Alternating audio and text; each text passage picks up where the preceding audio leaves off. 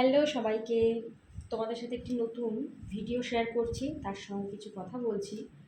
সেটা হচ্ছে, কয়েক বছর ধরে আমাদের একটা সমস্যা রয়েছে হেয়ারে, যে স্মুথনিং স্ট্রেটনিং করার পরে এরকম ধরনের ব্রেকেজ হচ্ছে হেয়ারে।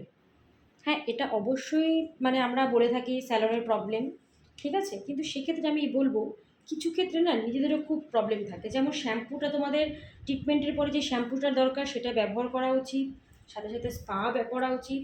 এই ট্রিটমেন্ট যদি তোমরা না করো, তাহলে যারা এবছর ভেবেছো স্মুথনিং স্ট্রেটনিং করবে তারা একদমই এরকম ব্রেকেজ হেয়ারে করো না।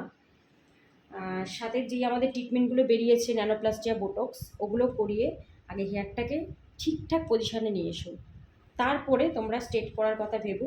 কারণ ন্যানোপ্লাস্টিয়া, বোটক্সে 80 থেকে 90% কাছাকাছি স্ট্রেট লুক দিচ্ছে, স্মুথ সিল্কি শাইনিং তো আছেই, তার সঙ্গে ট্রিটমেন্টটাও কিন্তু ঠিকঠাক হচ্ছে।